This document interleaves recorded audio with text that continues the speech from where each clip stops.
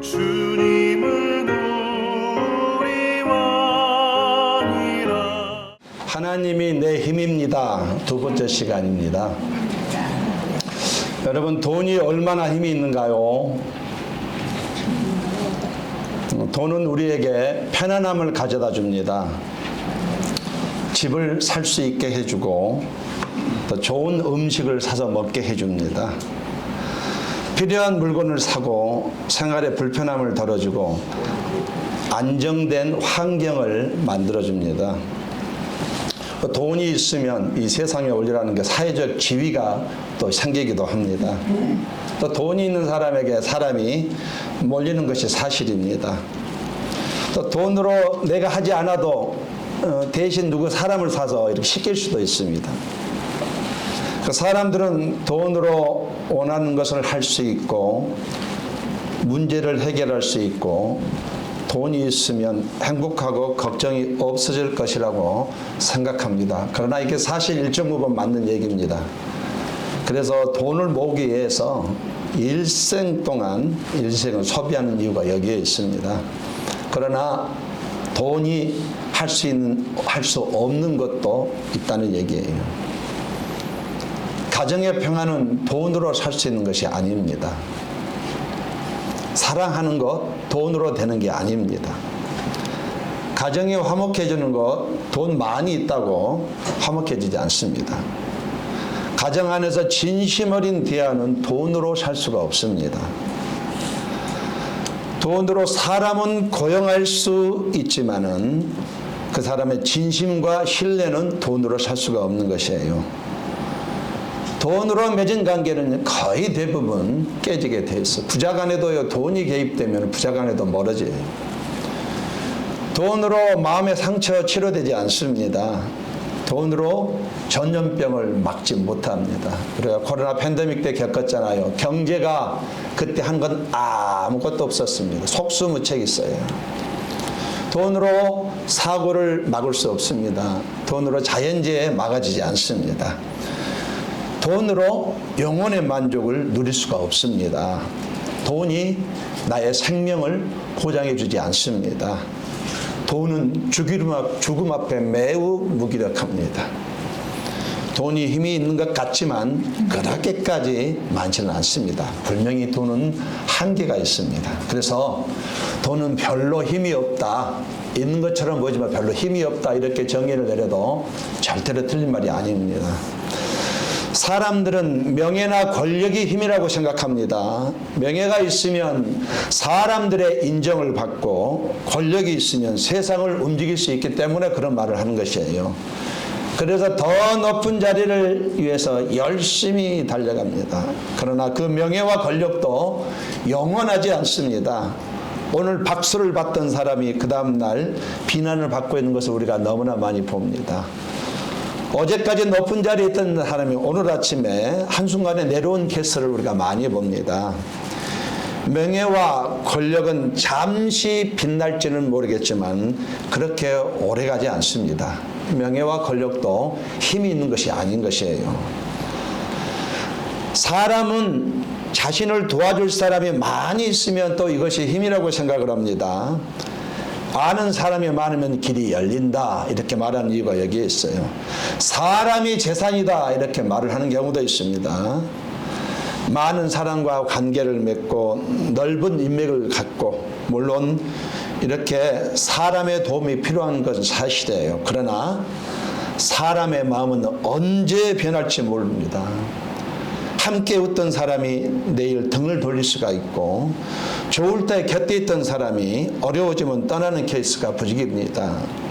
사람은요, 10명을 의지하면 10번 상처를 받습니다. 100명을 의지하면 100번 상처를 받는 것이에요. 사람이 많다고 해서, 사람이 있다고 해서 힘이 되는 것은 아닙니다. 그렇다면 무엇이 힘이겠습니까? 대체 이 지구촌에 살고 있는 우리는 무엇이 대체 진짜 힘이 되겠습니까? 이건 꺼주시면 될 것 같아요. 추워하는 것 같습니다. 예, 죄송합니다. 한 유명한 기업가가 있었습니다. 그는 돈도 많았고 명예도 있었고 사람도 많았답니다. 사람들이 그를 향해서 그 사람 볼 때마다 머리 숙여서 인사했고 언론은 그를 성공의 아이콘이라고 부추겨 세웠답니다.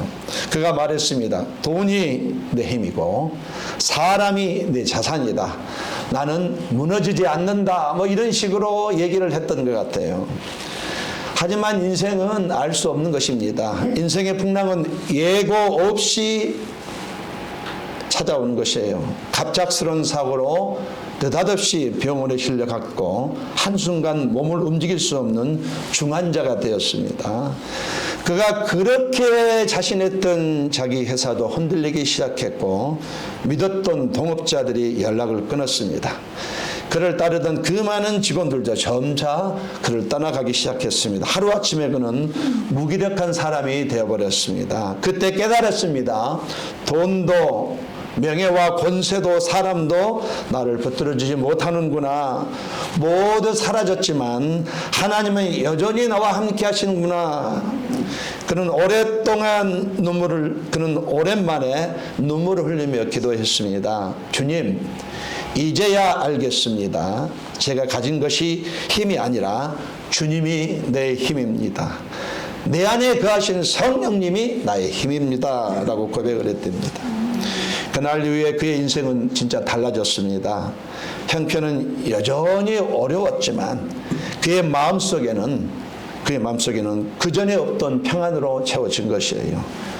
그가 말했습니다. 예전에는 내가 돈이 힘이라고 돈 벌기 위해서 열심히 쫓아다녔고 믿었는데 사람이 내 능력이라고 생각했는데 이제는 오직 주님만이 내 힘입니다.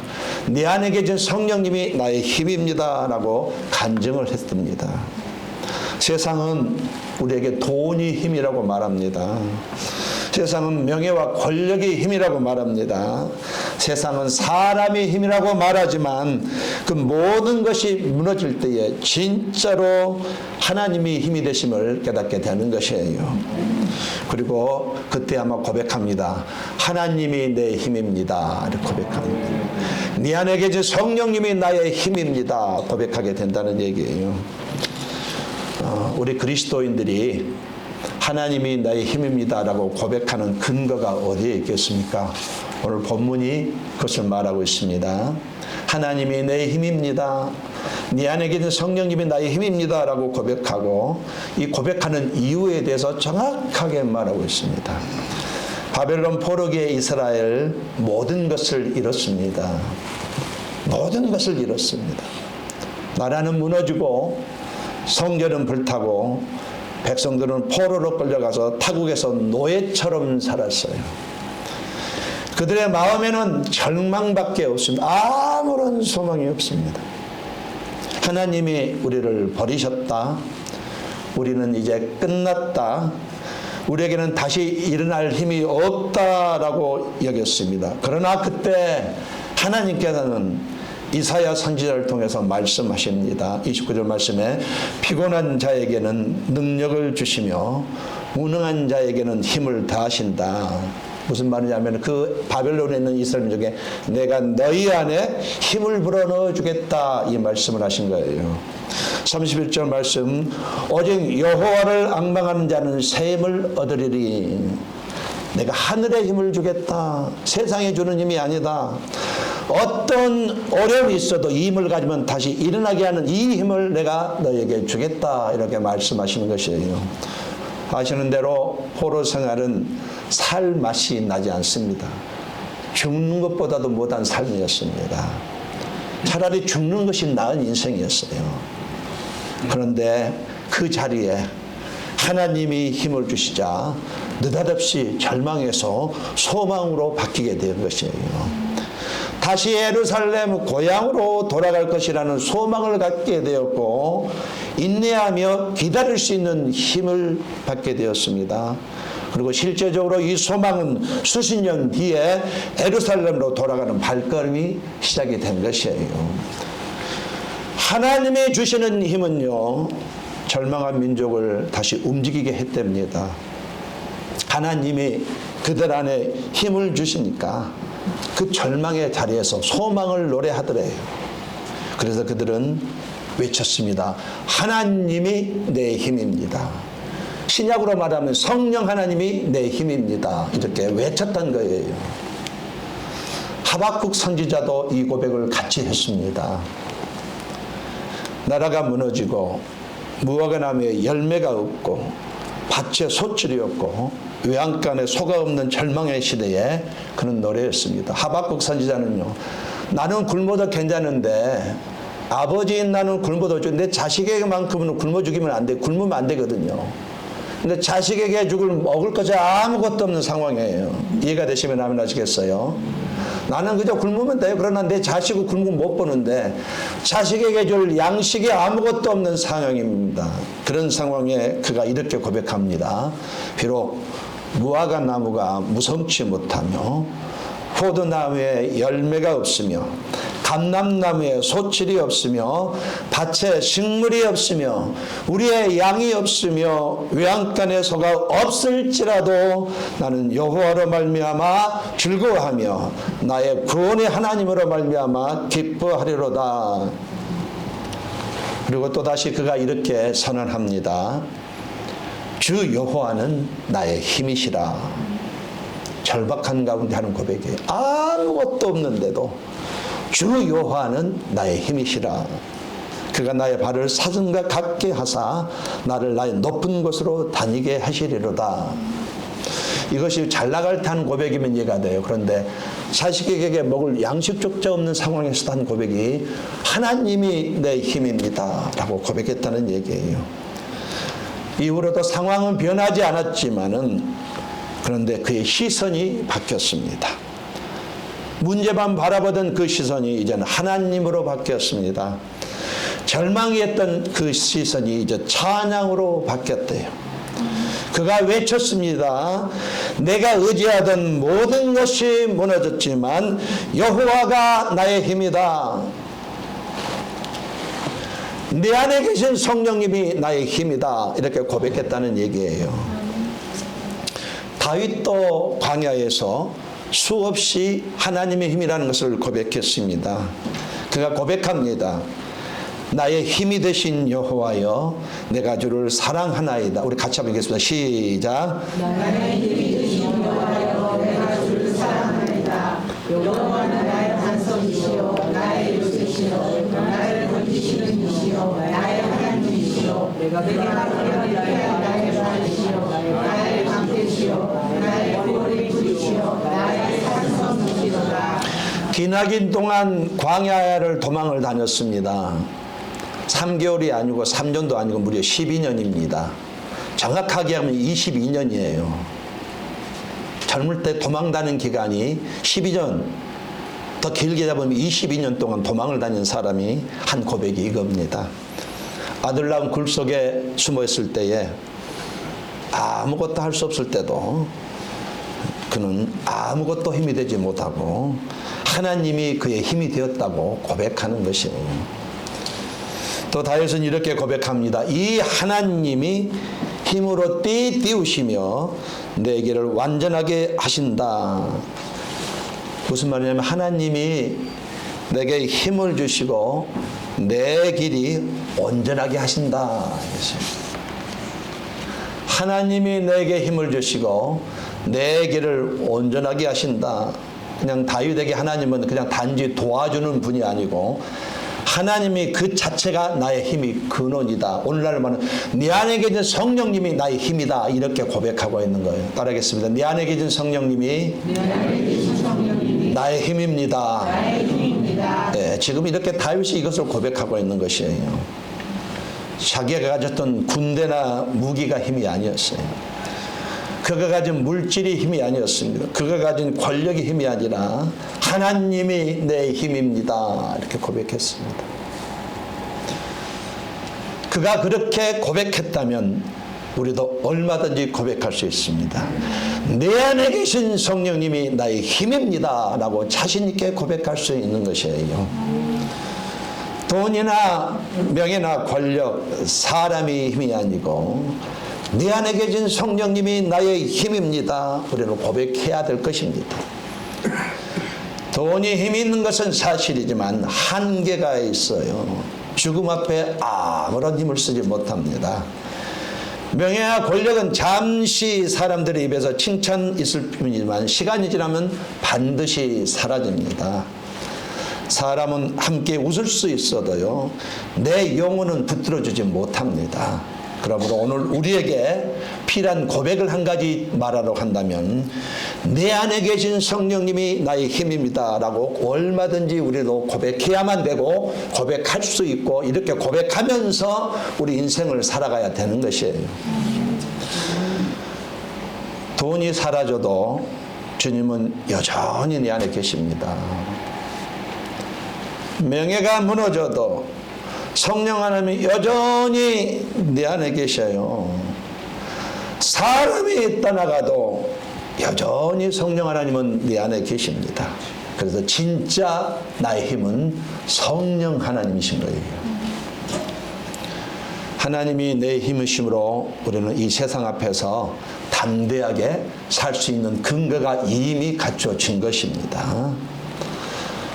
성령 하나님이 내 힘이십니다. 왜 하나님이 내 힘이라고 고백할 수 있겠습니까? 우리 세 가지 같이 생각해 보겠습니다. 첫 번째로, 하나님이 내 힘이라고 고백하는 이유는 나의 약함을 아시고 다가와 주시기 때문에 내가 이런 고백을 하는 거예요. 내가 망했는데, 내가 지금 인생의 바닥을 헤매고 있는데, 내가 지금 심각한 죄를 짓고 있는데 누가 나에게 다가와 주겠어요? 아무도 없습니다. 심지어 아내조차도 떠나가고 맙니다.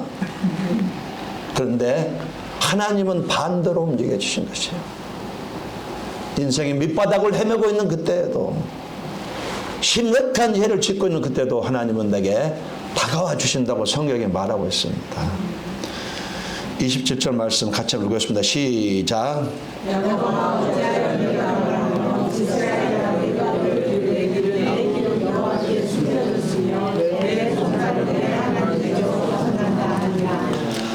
바벨론 포로 생활은 진짜로 미래가 보이지 않습니다. 앞이 캄캄해요.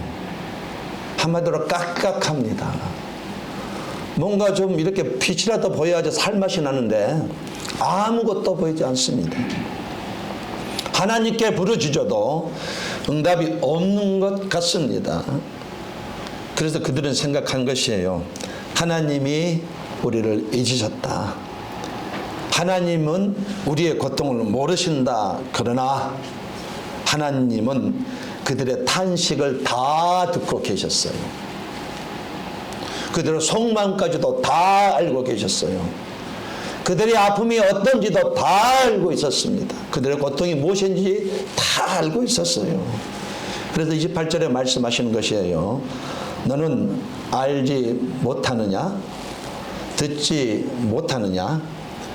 영원하신 하나님 여호와 피곤하지 않으시며 곤비하지 않으시며 명철이 한이 없으신다. 이게 무슨 말이냐면요, 네 약함을 다 안다. 그리고 내가 네 약함 속으로 들어가겠다, 이 뜻이에요. 이해가 되시면 아멘 하시겠어요? 쉽게 이런 뜻입니다. 네 모든 걸 다 안다. 내가 네 약함 가운데 들어가겠다. 하나님이 거짓말하겠어요? 하나님이 거짓말하지 않습니다. 사람은 몰라도요, 내 남편은 나를 몰라도 하나님은 내가 얼마나 지쳐 있는지, 내가 얼마나 버티기 힘든지, 내가 얼마나 예배 오게 해서 눈물을 흘리면서 준비하는지 주님은 다 알고 계신다는 얘기예요.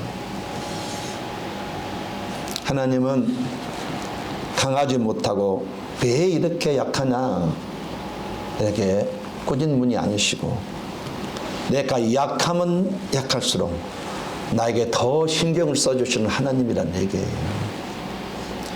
시편 103편 4절 말씀에 이는 그가 우리의 체질을 아시며 우리가 단지 먼지뿐임을 기억하심이로다. 나의 약함을 아시고 절대로 버리지 않으시고 오히려 다가오셔서 품어주시고 회복시켜 주신다는 그런 의미예요. 10편 73편 26절 말씀에 내 육체와 마음은 쇠약하나 하나님은 내 마음의 반석이시요 영원한 분기시시라. 하나님이 다윗에게 다가오셔서 그의 죄 가운데 약해졌을 때에 다 품어주시고 따뜻거려 주시고 싸매 주시고 씻어 주시고 회복시켜 주셔서 인생을 승리하게 하셨다, 이 말이 들어있는 것입니다. 하나님은요 우리가 얼마나 힘든지 다 알고 계십니다. 남편에게 말 못할 고민까지도 알고 계셔요. 남편에게도 말할 고민이 있거든요. 그 고민까지 알고 계셔요. 내가 밤마다 쏟는 눈물도 다 보고 계십니다. 내 남편은 코를 골고 주무시지만 하나님은 다 보고 계셔요. 아무 힘도 남지 않은 나의 상태를 아십니다. 그리고 다가오신다고 이렇게 말을 해요. 바울이 이것을 체험했습니다. 내 은혜가 내게 족하도다. 이는 내 능력이 약한 데서 온전하여짐이라. 아시는 대로 바울은 자기의 약함 때문에 고통스러웠지만 하나님은 그 약함을 통해서 하나님의 능력을 드러내셨다는 거예요. 그래서 바울이 이렇게 결론을 내립니다. 그의 인생 결론을 내립니다. 고린도후서 12장 10절 말씀에 내가 약한 그때에 곧 강함이라. 약할수록 하나님을 의지하게 되고 의지하는 그 순간 하나님이 내 안에서 힘을 주시고 역사하기 시작하신다, 이렇게 고백하고 있습니다. 하나님은 내가 지쳤을 때에 절대로 나를 외면하지 않으십니다. 그래서 나의 약함은 부끄러움이 아니라 하나님께서 일하시는 자리가 되는 거예요. 세상은 내가 약할 때 나를 외면하고 내가 약할 때 버리지만 하나님은 그 반대로 오히려 내가 약할수록 더 신경 쓰시고 나를 붙들어 주십니다. 세상은 약하면 나를 무시하지만 하나님은 내가 약할수록 세상의 무시를 받을수록 오히려 더 나를 향해 다가오시는 하나님이시라고 말하고 있습니다.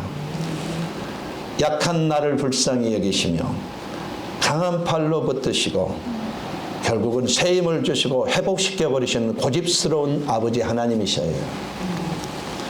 그래서 우리는 고백할 수밖에 없습니다. 이것을 체험한 사람은 하나님이 내 힘입니다.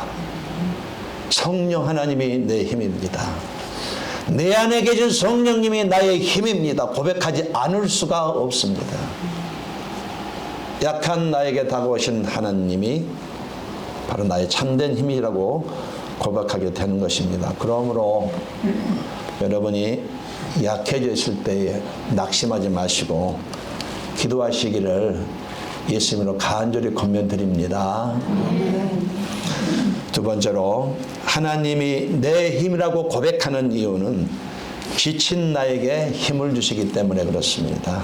29절 말씀, 피곤한 자에게는 능력을 주시며 무능한 자에게는 힘을 더하시나니. 피곤한 자는 뭘 말하냐면은 기운이 다 빠져버린 사람을 말해요. 스스로 아무것도 감당할 수 없는 사람을 말합니다. 무능한 자는요 완전히 주저앉은 자를 말해요. 비즈니스가 망해갖고 완전히 주저앉아 버렸어요. 더 이상 아무것도 할 수 있는 힘이 없는 사람을 말합니다. 그런데 하나님은 그런 사람에게 능력과 힘을 주신답니다. 이스라엘 백성은 피곤한 상태였습니다. 육체적으로도 지쳤고 정신적으로도 지쳤고 영적으로도 지쳤고 아무런 소망이 없습니다. 깝깝한 삶이에요. 깝깝한 삶이에요. 아무것도 기댈 데이 없습니다. 그래서 그들이 말하기를 하나님이 우리를 버리셨다. 이것이 그들의 공통된 생각이었습니다. 그런데 하나님은 이렇게 말씀하셔요. 나는 피곤한 자에게 능력을 준다. 지친 자, 무너진 자, 포기한 자에게 내가 다시 시작할 수 있도록 힘을 준다. 이렇게 말하고 있어요. 어느 교회에, 벨리에 있는 어느 교회에 한 집사님이 계셨습니다. 벨리에 있는 교회예요. 오랜 세월 교회를 섬겼는데 어느 날 갑자기 암 진단을 받았습니다. 수술과 항암 치료로 몸은 지쳤고 마음은 완전히 무너졌습니다. 열심히 살았는데 이런 일이 생기니까 정말 지친 거예요. 하나님, 저는 이제 찬양할 힘도 없습니다. 라고 했습니다. 그래도 살고 싶어서 병원 한쪽 저쪽에서 말씀을 폈답니다. 그 말씀이 딱 폈는데 피곤한 자에게는 능력을 주시며 무능한 자에게는 힘을 다하시는 이 말씀이 딱 눈에 들어왔대요. 이 말씀이요, 갑자기 깨달아지고 갑자기 마음을 울리더래요. 눈물로 찬송을 부르기 시작했는데 그 찬송이 내 평생에 가는 길 순탄하여 늘 잔잔한 강 같든지 큰 풍파로 무섭고 어렵든지 나의 영혼은 늘 편하다. 이 찬송을 부르는데 이 찬송을 부르던 중에 말로 설명할 수 없는 평안과 용기가 내 안에서 갑자기 욱 하고 솟아오르더래요. 몸은 약했지만 마음에는 하나님이 주신 힘이 느껴지더랍니다. 그러면 나중에 이렇게 간증했습니다. 하나님이 제 병을 다 고쳐주신 것은 아니었지만 그러나 하나님이 힘을 주시기 때문에 내가 병과 싸울 수 있게 해주셨습니다. 결국 회복이 됐습니다. 혹시 우리 가운데 혹시나 마음이 지친 사람이 있습니까? 하나님은 피곤한 자에게 능력을 주시는 분이세요. 무능한 자에게 힘을 주시는 분이십니다. 그 하나님이 지금 내 안에 계셔요. 멀리 계시는 것이고 지금 내 안에, 내 몸을 성전 삼아서 내 안에 계십니다. 성령 하나님이 내 안에 계셔요. 우주를 창조하신 하나님이 내 안에 계십니다. 우주를 지배하는 하나님이 내 안에 계셔요. 내가 무엇이라고 내 몸을 성전 삼아서 지금 내 안에 계셔요. 이게 성경의 신약의 핵심적인 사상이고 주장입니다. 만약에 우리가 기도하면은요, 작은 신임이라도 터해놓는다면은 끝났다고 느끼는 바로 그 자리에서 하나님 내게 새 힘을 반드시 주시게 돼 있어요. 내 안에 지금 성령 하나님이 거하십니다. 우리 옆 사람 한번 당신 안에 성령님이 계십니다. 이것은 진리입니다. 정확한 말씀이란 얘기예요. 거짓이 아니라고요. 이 성령께서 내게 세상이 줄 수 있는 힘을, 줄 수 없는 힘을 주시는 것이에요. 이 힘은요, 이 세상에서 믿음으로 버티게 하는 힘이 되는 것입니다. 하나님은 단순히 힘내라 라고 말하지 않으셔요. 내 안에서 직접 나에게 힘을 주셔요. 그 힘이 쓰러져 있는 나를 이렇게 세울 수가 있습니다. 무너져 있을 때 다시 걸을 수 있게 해주는 그 힘이에요. 남은 인생 이 힘을 경험하면서 사시기를 예수님으로 권면드리겠습니다. 오늘도 여러분에게 성령께서 어떤 생각을 주시는지 그걸 잘 붙들었으면 좋겠습니다. 목사의 말은 안 들어도 성령의 말씀은 순종하셔야 되는 거예요.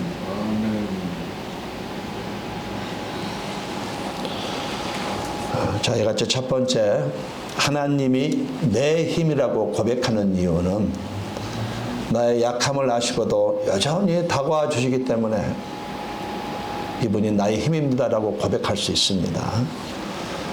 두 번째로 지쳐있는 나에게 힘을 주시기 때문에 하나님이 내 힘입니다. 성령 하나님이 내 힘입니다. 고백하는 것이에요.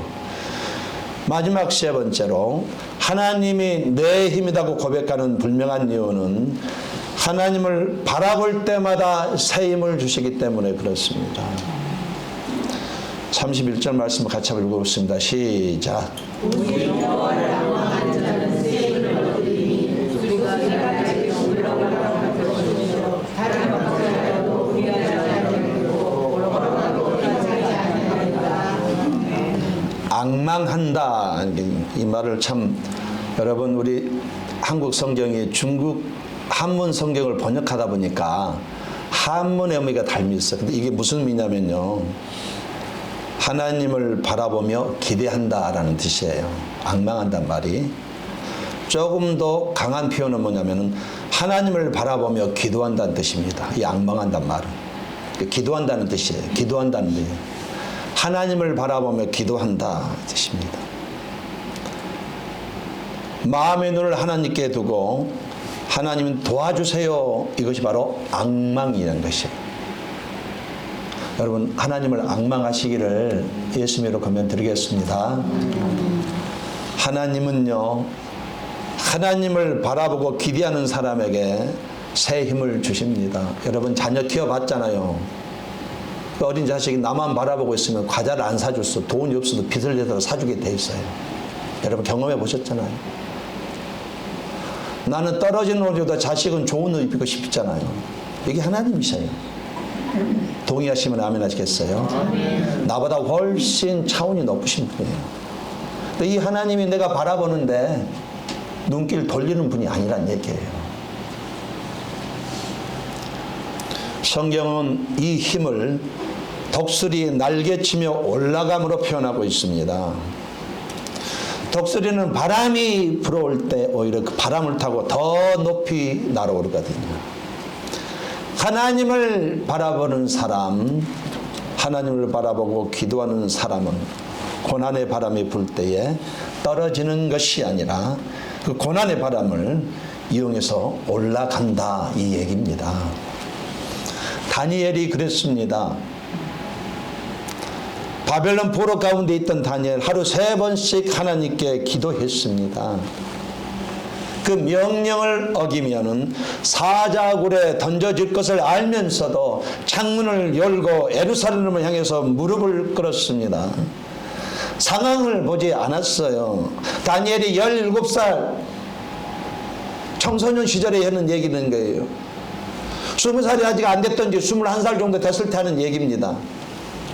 그는 상황을 보지 않았습니다. 사람의 시선을 의식하지 않았습니다. 오직 하나님만 바라봤어요. 그리고 새벽이 되자 결국 그는 사자굴에 던져졌지만 하나님께서 천사를 보내서 사자 입을 꼬매어 버렸습니다. 줄로 감아버렸어요.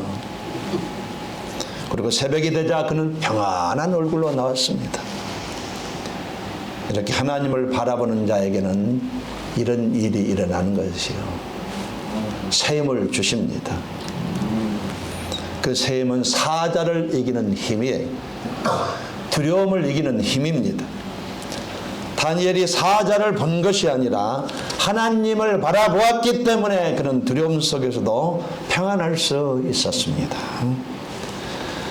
다른 박질하여도 곤비하지 아니하겠고 걸어가도 피곤치 아니하리로다. 하나님을 바라보는 사람은 지속적으로 견디는 힘을 간다. 우리 인생을 빠르게 달릴 때도 있고 걸어갈 때도 있지만 지치지 않고 인생길을 가게 된다는 얘기예요. 하나님이 거짓말하겠어요?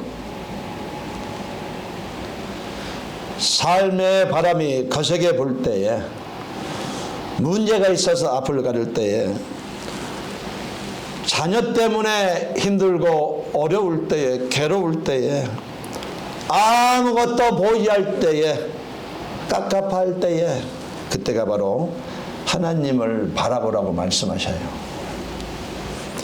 하나님을 바라보기만 하면 하나님은 새 힘을 주시고 그 힘이 나를 이렇게 서게 하고 다시 가게 하고 끝까지 가게 한다는 거예요. 그래서 고백한답니다. 하나님이 내 힘이십니다. 내 안에 계신 성령님이 나의 힘이십니다 라고 고백할 수밖에 없다는 얘기예요. 말씀의 결론을 맺겠습니다. 우리가 인생을 살 때에 누구나 힘 빠질 때가 있습니다. 남의 나라와 살다 보니까 이런 일이 부지기수예요. 하루에도 몇 번씩 있기도 합니다. 몸도 피곤하고 마음도 낙심되고 믿음이 흔들릴 때가 있습니다. 한국에 남겨놓은 자녀들이 힘들어할 때가 있습니다. 이럴 때 믿음이 흔들릴 수밖에 없어요. 그럴 때 세상은 말합니다. 돈이 힘이다. 명예와 권력이 힘이다. 사람이 힘이다. 그러나 시간이 지나면 우리는 반드시 깨닫게 되는 것이 그 어떤 것도 끝까지 나를 붙들어주지 못한다는 것을 자동적으로 깨닫게 되는 것이에요. 바벨론 포로가 되었던 이스라엘 백성들 완전히 무너졌습니다. 그 절망의 자리에서 하나님께서 이렇게 말씀하십니다. 피곤한 자에게 능력을 주시며 무능한 자에게 힘을 더하시나니 오직 여호와를 앙망하는 자는 샘을 얻으리니. 이 말씀이 오늘 우리에게 주시는 말씀이면서 약속의 말씀이에요. 약속을 지키시는 하나님이 하신 말씀이란 얘기예요. 하나님은요, 오늘도 약한 자에게 다가오시고 지친 자에게 힘을 주시고 하나님을 바라보는 자에게 새 힘을 부어주시는 분이세요. 그러므로 약할수록 하나님께 나가야 되는 것이에요. 하나님은 강한 사람을 찾지 않으십니다. 약한 나를 붙들어 주시고 그 약함 속에서 일하시는 하나님. 내가 약해졌을 때 낙심하지 않고 기도하는 이유가 여기에 있는 것이에요. 우리가 지쳤을 때에 머뭇거리지 말고 앞길이 막혔을 때에 머뭇거리지 말고 하나님께 나가야 하는 것이에요. 지쳤다고 끝난 것이 아니기 때문입니다. 하나님께 나가면요, 이제 내가 내 힘이 되어주겠다. 네가 나한테 왔니? 이제는 내가 내게 힘이 되어주겠다. 하나님을 붙잡는 그 자리가 바로 하나님이 샘을 주시는 자리고 일어나게 하는 자리인 것입니다. 마음의 시선은 고난이 왔을 때에 하나님께 고정시켜야 될 이유가 있습니다. 상황을 보면 무너져요. 사람을 보면 상처고 흔들리거립니다. 그러나 하나님을 바라보면 하나님이 기필코 새 힘을 주시고 그 힘으로 고난의 바람을 타고 독수리처럼 날아오게 하시는 것이에요. 우리의 힘은요, 돈이 아닙니다. 나의 힘은 명예, 권력, 이런 세상적인 것이 아니에요. 나의 힘은 사람이 주위에 많다고 해서 힘이 되는 것이 아닙니다. 나의 힘은 딱 한 가지예요. 내 안에 거하신 성령 하나님만이 나의 힘입니다. 여러분 약하실 때에, 여러분 지치실 때에, 여러분 힘들 때에, 낙심할 때마다 이렇게 한번 외쳐보시기 바랍니다. 하나님이 내 힘입니다. 따라하겠습니다. 하나님이 내 힘입니다.